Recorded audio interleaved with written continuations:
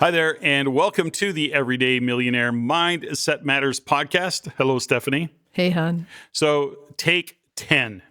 So, ladies and gentlemen, I'm just going to fully disclose, this is the 10th time we've started this podcast. We're only like 60 seconds into it, and we got to start again because Steffany keeps screwing up. I keep going down rabbit holes. Okay, so here we go. We've got what we think is an interesting topic, an important topic. I think it's a lot of people will relate to it once we can actually get into it and start talking about it.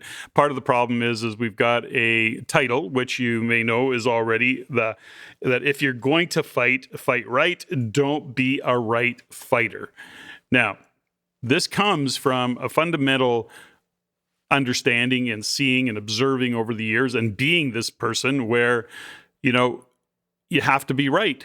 And you get into discussions and fight with your significant others, friends, family, business partners, whatever it is. And you have a strong need to be right. And at some point, it's so strong that even when you cross the line and you realize that, oh, I'm offside or I wasn't right, you can't say, oh, I was wrong, or, oh, I see where I was fighting to be right. And how do I walk that back? So you don't walk it back because the ego needs to be right. And then the ego doesn't need to be or won't want to be embarrassed, shamed, made wrong, whatever that is. So these are conversations that the individuals who have a strong need to be right don't often know. Yeah, and there's a very narrow mindset when it comes to needing to be right, is that you can't really actually take the time to listen or hear the other side of the story. So there's a fundamental, if you've had that fight or that argument, that debate, whatever it might be, whatever you want to call it, with your significant other, you realize that they just are not seeing clearly, but they are fighting to be right, and they need to be right. And as a matter of fact, the wisdom in some relationships, the wiser one will just step back and go, okay, I'm not going to fight about this anymore. I'm not going to argue about it. You're right. Usually me. Okay, I'm not going to go there. I know, but it's a big topic. The point is that this is a topic. We've dealt with this. I mean, we've both over, our years of being together and doing all the work that we've done on ourselves personally and that development, that space, personal, professional, as well as coaching. We start to understand that there are just those individuals, and we were in that space where, without knowing it, we just needed to be right. And now there's in behind that, you go through that evolution of going, holy cow, that's true. I do realize now when it's somebody holds up a mirror and goes, do you just need to be right? And you have to stop sometimes and go, yeah, that's actually what I'm fighting for, to be right. And I'm not necessarily right. I might be, what did I used to say? I used to go, well, you're not wrong. No, I know that line used to drive me crazy. You never said, sweetheart, you're right. You just always said, you're not wrong. Yeah. Okay, so it's interesting. So let's circle back to... Let's give it some context. The need to be right. The need to be right is also a barrier in allowing the other person to express fully their opinion or what is going on for them. So the need to be right can be a stop and a strong minimization of the other person and their opinion. What if I'm right? What if you're wrong? Or what if I'm wrong and you're right? But that's what stops the conversation. I don't need to be right. What I need is to be heard. Well, let's give that a little bit of, let's put some meat on the bone in terms of the conversation. Let's give it a little bit stronger context. Let's try an everyday kind of scenario that might show up in a family with a couple, okay? And it could be around laundry, it could be around cleaning the house, it could be putting gas in the car. So let's have an example of it. So you and I have an agreement. We had it very many years ago that we made it. We've ramped it up again. Back in the day, there was, Fort McMurray fires, then there was floods, and then there was all sorts of things that were happening. And this was back in Alberta at the time. But ultimately, what we came to realize, and then we met somebody who was an expert on disasters, And we came to realize that what was happening in Fort McMurray is people were running out of gas. They had to evacuate their city and they didn't have enough fuel in their vehicle. So you and I made agreement a long time ago that we were going to have always No less than. a half a tank was empty. Yep.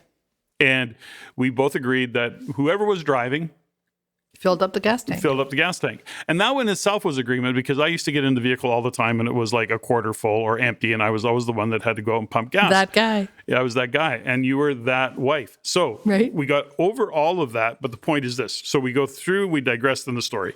We have an agreement. And the agreement is when the tank's at half, whoever's driving fills it up.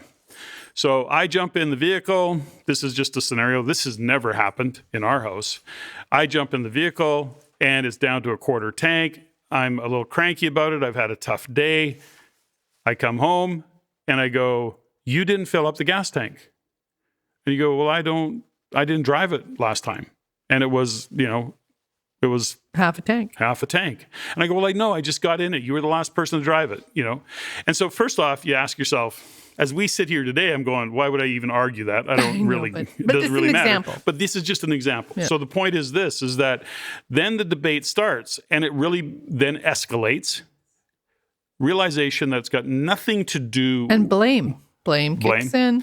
And it's got nothing actually to do with the fact that the gas was empty as somebody had a shitty day. Now, that's an evolution of people realizing that. But they come home and they make the other person wrong. You didn't fill up the gas tank. You agreed to do that. We did that. You're bad. Why did you do that? And you are on the other side of it going, listen, I don't know what circumstances you're looking at. And so you're trying to explain yourself. The other person just needs to make you wrong and to be right. That is a right fighter. Correct. It's self-righteous. Could be. Right. And what you did was make me wrong, or that in that situation, you made the other person wrong. So there's a defense mechanism that kicks in. That's human nature. So instead of like getting back to the agreement and then discussing the agreement, or, with my clients, I always say, okay, we have a third entity. There's you, there's me, and then there's the agreement. So instead of fighting against each other, we discuss the agreement. I got it, but Yeah. you broke the agreement and you're going, no, I didn't. There was circumstances. There was all sorts of things, extenuating circumstances. So I didn't get a chance to fill up the tank. But if I'm a right fighter, I'm going to go until you concede. Right. And I'm crushed. But you on the other side are going, no, I'm not going to concede. I have a reason that I didn't fill it up. If I'm a right fighter? Well, or both regardless. of you. If you've got couples that are both right fighters, Got it. Yeah. then finally you say, okay, fine. You're You're right. Now, the person who's the real right fighter goes, yeah, I'm right. I win. Huff and puff and walk away. Now, do they feel better about it? Probably not. But the point is that's a really kind of crude example of right fighting, and it could be any scenario that we run into on any given day that we're arguing about. It's like you're late. We went out for dinner and you said something you shouldn't have said, and it was an important business meeting. It could be like these are day-to-day things that can happen with couples, with family, the kids that misbehaved, We always hate it when our kids act their age at the wrong time. Quit acting your age. So the point is that the right fighting side of it. So where are we going with this conversation? First off and foremost is like to draw people's attention to and ask themselves, are you the right fighter? Are you a right fighter? You want to debate? You want to have an argument? You and I debate. You and I argue. A lot. No, sorry. Just for this podcast. And I'm right. So the point, I joke. So the point is that we debate, we have arguments, we have heated discussions. Two things. Number one, we don't ever make it personal, and neither of us need to fight to be right. Yeah. And if in those moments our ego takes over and it sounds like we're fighting to be right, which is most likely to happen with me, it's easy to draw my attention to it and or point it out, which is rare, but these days. It's only taken me 60 years. I know, but what's interesting about that, Hun, is that I always know if we're fighting or if you're fighting to be right, it's because you are truly 100% wanting to take care of the family, to take care of me, to take care of us, to take care of our life. I don't ever feel like, and I guess that's, when you think about it, an evolution of the relationship that we have is that if we're fighting to be right, we're both fighting to be successful and committed to what it is that we say we want. But if our ego gets in there and gets caught, what I've learned to do for you, if I sense it's your ego, and hopefully if you sense it's my ego, is that you kind of drop it and you're like, okay, she needs to be right now. She needs to be right. And then I have to deal with myself, right? Yeah, and I don't even think I process it that way anymore. I don't think of it as you need to be right. I go, this isn't worth the fight. This isn't worth the discussion, and I just move on, and it doesn't really matter. And I don't hold it against you. So again, it's not something I carry around. So I don't operate on top of it either. But that's the next level of understanding each other, understanding the relationship. It's one thing to just concede and give up and go, bitch, and walk away, totally. and then carry that forward into this is always happening, and then it shows up some other way. So these are insights into how do we fight right, not be a right fighter. Yeah, because, think about it. Discussions, fighting, disagreements, misalignment in values, right now in the world of polarity and divisiveness, like we're being introduced to things that we could disagree on so many different levels. But if we're aligned on our values and we're still fighting for something, I think with you and I I don't know if this was an evolution or a revolution, but we fight for something. We fight for our relationship. We fight, for clarity. We fight for understanding. And I think if we bring anything to this podcast is that if we ask our listeners to say, okay, what is there something you're fighting against? But if you're in a relationship with somebody that you love and respect, whether it's a business partner, a partner, even with your kids, are you fighting for your values? And that's why I think when we talk about understanding values is that you can fight to be right, or you can fight for what's right. And what's right is your alignment of values. And what I always go back to and circle back to with you, even though in our darkest times, is that I never doubted your values. And I always fought with you towards our values. So for our listeners, take a look. What are you fighting for? Or is there something you're fighting against? So when you say fighting against, how do you mean it in the context that you're kind of presenting it? Like, I'm not quite following fighting for or fighting against. Like, I get the fighting for part, but what are you inviting people to do? If you're a right fighter, you're fighting against your partner or your lover or your partner in business or whatever. You're fighting to be right, and that person has to be wrong. So there's a minimization there. Got it. Yeah. So, but that goes back to kind of that rudimentary example I gave around putting gas in the vehicle. Yeah. And it could be around laundry. You didn't do my laundry, or you agreed to do the laundry and you didn't do it. Whatever that story can be, that's what fights escalate from that. And that's where the right fighting happens. So in other words, household chores, normal everyday things, the agreements that they have, perhaps even unstated expectations. That's a pink job. That's a blue job. What the hell are you doing? If you operate in that world. But the point is that, this goes back to what you just said. What are we fighting for? Well, we're fighting for the harmony of our home and the operation of our home, and having space for each other to do what we need to do to support each other within that operation, within that space, as opposed to fighting against, which is the need to be right, to say you dropped the ball. Yeah. And it's interesting because there was a funny story back in the day is early on in our world is that we learned to not use the word we, meaning, hey, hi, we need milk. We need to fill up the gas tank. And then I'd come home and you said, the gas tank's not filled. I said, well, who's we? Remember the who's we conversation? Well, that's a conversation all the time. I think that teams have it, in business, the minute somebody says, we need to do this, it's not going to get done. Yeah, I don't care. Over the years, I've walked away from far too many boardroom tables, too many meetings that said, okay, we're going to do this. And it never gets done. So who's we? I don't know if that's in the same context as this well, in terms of the because we. it can cause fights because we agreed. And you're like, well, you said, well, no, I said, no, you said, no, we said, what? Who's we? Who is going to pick up the milk?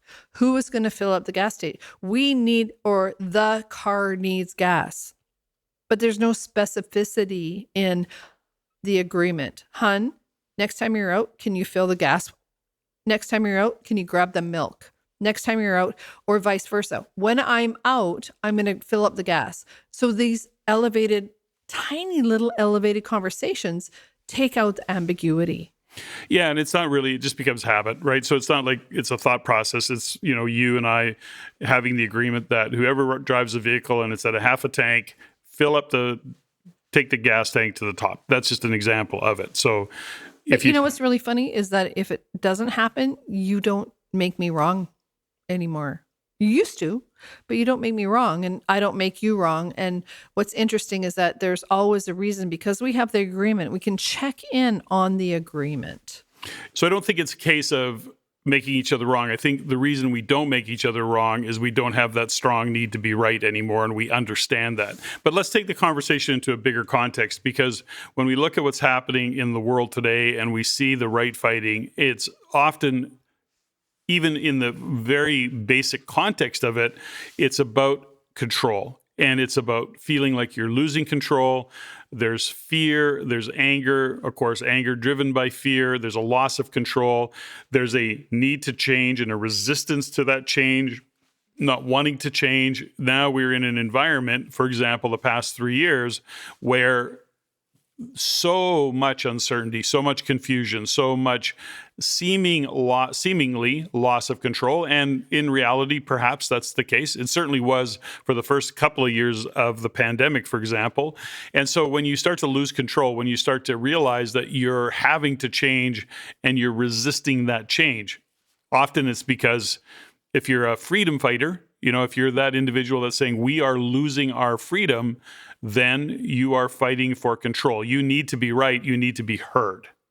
So then there's the other side of that coin, of course, which is those who say, no, this isn't about that. This is about saving lives. It's about health. It's about a whole different conversation. So we are in a world right now that's divisive. There's lots of polarity. There's a lot of people that are needing to be heard and are needing to be right. Thousands of doctors say it's this way. Thousands of doctors say it's that way. Thousands of politicians say it's one way. Thousands of politicians say it's the other way. We got countries, states, provinces. I mean, imagine right now there's a lot of fighting to be right. And a lot of that comes from the sense of losing control and having to change, or being forced to change one way or the other. And that sense of needing to be heard and needing to be right so that change doesn't take place leaves people living in a very uncertain world. Fear of loss of jobs, fear of loss of health, fear of loss of finance. I mean, there's a lot of stuff going on in the world today. So when we look at it, just and break it down to the need to be right, we give an example of, talking about gas and households and couples at a very foundational level. But I think in this world, if you are a couple, for example, if you're taking on this world, you need to be having the conversation about what you're really operating on top of. Is it a need to be right? Or is it just with all the things that are going on, you're losing control and you need to regain some control? Yeah, I get that. And I think about, our vehicles. I listen to certain podcasts and I, keep your gas tank full and pack your bug out bag and do this and do that. I get that. So if the gas tank isn't full, it's an issue for me. But I have to take responsibility for that. It's not about you filling your gas tank. It's about what I'm operating on top of in that regard. And if we can, as couples and friends, for sure, in a relationship say, okay, here's what's going on for me. Here's what I'm afraid of. Here's what I need. Then you know what? I'm not going to make you wrong. I don't need to be right to make sure that the gas tank is full. I just need to be heard why I want it to be full. So this goes back to the fundamental. Let's start with let's go back to where we started, which is if you're going to fight right, which just means in this case, not only being respectful and not driving, personal attacks, which is, of course, a lot of what's happening in the world today. But let's not look outside of ourselves. Let's look at you as the listener and your relationships, whatever that relationship might be, which is fighting right. Well, what does that even mean? It means, number one, being respectful. Number two is understanding that at some level, it is about you. And I'm going to say always. Yeah. And you know what? Not to interrupt, but there's going to be fights. There's going to be disagreements. There's going to be conversations that aren't comfortable. And I think that's what's really cool about what we're talking about right now is that if we can do that respectfully and say, here's what I feel, here's what I think, and I hear what you think, and I hear what you feel. And then we meld that together.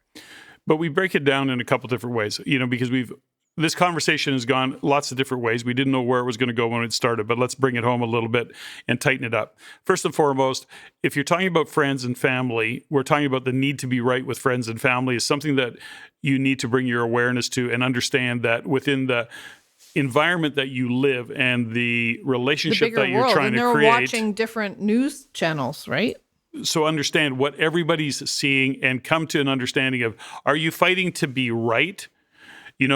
And are you fighting against something, okay, within the relationship? And I'm not talking about the bigger world conversation, okay? Then there are those individuals that feel a need to go beyond that. But let's start at home, okay? Let's start within the environment that we have. And I'm talking about couples, as in significant others, friends, families, family, kids, whatever that might be. Bringing your awareness to how are you fighting? And fighting is healthy. I don't care what, when I hear a couple say, well, no, we never fight. I go, whoa, okay, there's a that's problem. scary. There's a problem. Yeah. That's my world. That's my opinion. Because we fight all the time. We do. And the point of it is that we also have rules of engagement. We know what we're fighting for and what is in behind it. We're not making each other wrong. We're not attacking each other personally. Don't step over that, cowboy. We know what we're fighting for. Mm-hmm. Yeah, we're fighting for clarity. We're fighting for moving our family forward, moving our relationship forward. I have something. I had a realization a long time ago, which is I'm the first to raise a voice when I get into a heated debate with you, or actually anybody, but mostly you. The point is that I realize that people yell at each other. Do you know why? Why? Because they're not being heard. And the need to raise your voice is because you feel you're not being heard. Good one. And when you start to have that realization of the other person yelling at you, one of I call it a tactic or an insight, an elevated point of view, is to realize that they aren't being heard. Now, you can get hooked into that fight. You can get hooked into that person's need to be right and yelling louder because they're right. And you can realize, wait, they're not here. They think you're not hearing them. Yeah. So they're raising their voice. That was a kind of a realization that I had, and I think I'm right about that. You are so right about that. I think I'm right about that. Because when I yell, which is very rare, it's because I'm not being heard. You're right. True. So that's my psychological philosophy. Oh my gosh. Anyways, so let's take a look at that. So that's at the core. And listen, we need to have that home base, that groundedness, that chosen family, direct family, significant other, whatever it is that if you're going to get into these heated debates, because that's where growth lives, by the way. We don't even need to call them fights, but if you're going to call it a fight, then fight right, and it's not even a case of fighting fair, although that could be considered that. It is really understanding and being reasonable in terms of getting your ego out of the way. And are you fighting against something, or are you fighting for something? And are you fighting just because your ego says you need to be right? So that's a consideration. Now, take it to the next level, which is on a kind of global macro freedom fighters, fighting for health on the other side of the equation. Man, there is a lot of that going on. And you have to decide how you're going to take that on. We had this discussion with a friend of mine who goes, no, dude, this is a hill I'm going to die on. I know you don't have kids. Or he doesn't have kids. He goes, you have kids. I'm fighting for your kids. And this is absolutely control, psyop, whatever else he had going on with it. Now, I don't even disagree with him, by the way. As you know, we also see a view of the world that many don't see, and that's fine. But I don't need to, at this point, I don't need to die on the hill. I don't need to fight for something. I don't need to fight for her to be heard about it, because I don't think whatever my opinion is my opinion, and I don't think it's going to change the world. What I'm doing is, and what we're doing is, we're operating from a place of this is what we believe, this is what we've come to understand, and we're making data-driven, research-driven decisions, and that's how we're going to live our life. Yeah, good point. And I think based on if you're listening to this podcast, you know what our thoughts are. If you want to have a one-on-one conversation about that, awesome. But ultimately, it's about looking at both sides and looking at how you're going to fight, what you're going to fight for, what is the hill you're going to die on, and are you able to continue to elevate your opinion so that when you fight, you're not fighting for your opinion. You're not fighting for something that is historical, that's, so deeply rooted in something that's not even relevant today. Like, can you step back? Can you look around and see, okay, am I fighting for something that is real?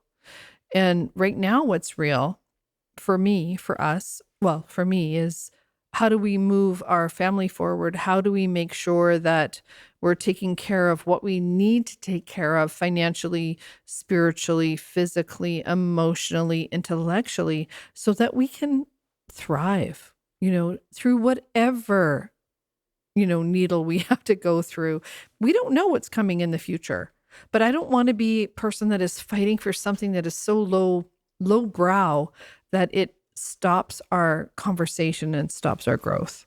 There's a kind of underlying thing about the fight to be right, and that is that there is a risk with it all the time. So in relationship, are you willing to risk the relationship? Are you willing to risk the quality of the relationship? Are you willing to risk the trust that you may have built or are trying to build with the relationship? Because often what happens in those scenarios with couples and family and friends and the rest of it is that if you actually are fighting to be right, you could be compromising and risking the trust of losing trust, and or perhaps even losing the relationship. On the other side of it, when you go into the bigger scale of what's happening in the world today, understanding that people are just operating in a lot of fear, loss of control. They're feeling like they're forced to change, that they don't have the option, that they have to go forward in a direction that they don't agree with. And those are big, hard pills to swallow. And some are going to go, no, I'm going to fight for this. And they get very public about it. They get very big about it, and that's a different kind of fight to be right. But even in that scenario, I think there's a way to do it that you will have more impact than being that person that goes, I don't know, hang Trudeau, put Fauci in the gas chamber, whatever the story. Like there's like this radical thought process that shuts everything down, yet they're fighting to be right. Right. But that could be the only way and need of expression in that regard. Is like when you see somebody that is, in your opinion, working against the rights and the good of humankind. Yeah, that can activate a lot of people in a negative way. And I get it. But ultimately, what we have to be able to do is how do we act in a way that's responsible, in a way that moves our society forward, moves our families forward, in a way that, those people are going to do what they do. What we've seen over the last 3 years has been quite dramatic and it's quite negative. But there's so much to learn. And if we want to be right about what we think, because they're wrong, then we're buying into the divisiveness. Yeah, I think there's a fundamental that I'm going to go back to as we wind this down. So I don't know if we've accomplished what we set out to accomplish and On take 10? on take 10, but I will say this is that regardless of what's going on in the outside world, and there is a lot, we look at what's happening. Recently we came off a weekend where we had a pretty large crowd of people that were looking at what's happening in the world. And I was looking at transportation changes and 5G. And one of the things that came up in that conversation is where cities are going. And we're talking about 15-minute cities. Then there was the conversation about Edmonton taking on 15-minute cities. Well, it's been in their works for over 2 years. They're just coming to mainstream media with it now. They, in their world, the city has said, well, no, we've communicated this with people. And now what's happening is because more mainstream media is picking up on it, people are going, okay, this is just another degree of control. Very negative kind of connotation around the thought process of 15-minute cities. Yet those who see the other side of it are going, no, it is what we need to do. It's environmentally friendly. It is 15-minute walks. It is riding your bikes. It's taking cars off the road. And so there's a lot of future state, and that requires change. It requires, and it's uncomfortable, and change is uncomfortable, but it's also uncertain, and people are living into a world of uncertainty that they're not okay with, and so they are pushing back. Now that is fighting against, and that is needing to be right in that sense, right? So we talk about being right. They feel that their freedom is likely being compromised, right? And if I'm going to throw my hat in that ring, is that I agree. So instead of, fighting against it in a ridiculous way, I attached and emailed the city of Edmonton, for example, because that's our home. We have apartment there. But you're questioning it. I'm questioning it, but I'm not fighting it. I'm saying, okay, I'm logically asking questions. How does this work? Why does this work? Is this environmental really? How do I, as a skating coach, go from my apartment to the 16 different rinks I have to be in and get taxed on it? So asking those questions is not wrong. It's not about being wrong. Well, no, you're getting more information so you can make a decision and you can really look at what the consequences of it are. Yes, we own real estate there. We own a condo there. We have businesses there. So we have a very vested interest in what's going on in Edmonton, and we want to know so that we can make decisions.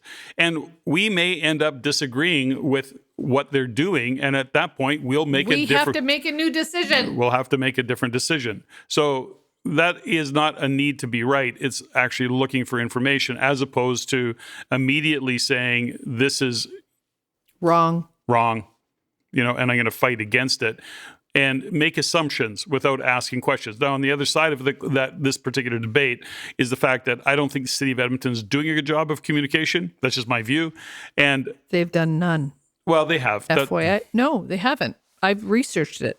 Unfortunately. So they have not done a good job of communication, which is what I'm saying. So the point of it is that when we look at the need to be right, we have to get back to what I was going to say is this.